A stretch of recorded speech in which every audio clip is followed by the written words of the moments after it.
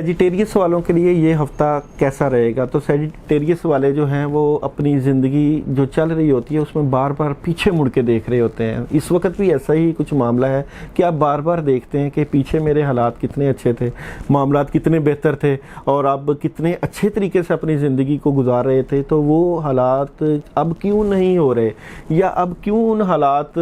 جو میں نے اچھا وقت گزارا ہے تو میں کیوں نہیں اچھا وقت گزار رہا۔ تو اس وقت پھر ایسی سچویشن آ جاتی ہے کہ ان حالات کو سوچتے ہوئے ڈبل مائنڈڈ ہو جاتے ہیں، آپ کے پاس ڈبل آپشنز بھی آ جاتی ہیں کہ میں اب اپنی زندگی کو بہتر کن طریقوں سے کروں، کیا میں انہی معاملات کو دوبارہ لے کے چلوں یا میں اپنی زندگی کو نئے معاملات کی طرف لے کے جاؤں اور نئے فیصلے کروں، نئی کوششیں کروں یا ایسے معاملات کروں جس سے آپ کے خاص کر رزق کے مسائل حل ہوں۔ آپ کے جو ہے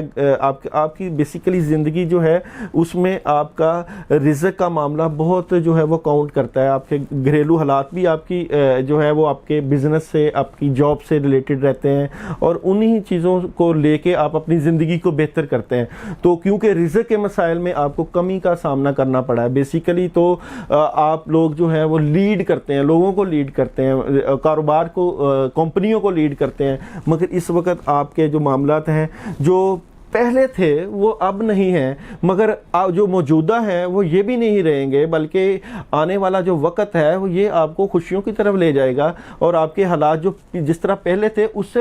زیادہ مزید بہتر طریقے سے آپ اگلی زندگی جو آگے جو حالات آ رہے ہیں اس کو مزید بہتر کر لیں گے۔ یعنی کہ آپ کے رزق کے مسائل یا آپ کے کاروبار کے مسائل یا آپ کی بزنس پارٹنرشپ جو بھی ہیں وہ آپ بہتری کی طرف چلے جائیں گے۔ آپ جو بار بار پیچھے ماضی کی طرف جاتے ہیں، وہ ماضی جو ہے وہ جو آپ کو بہت اچھا لگتا ہے اور بہت آپ اسے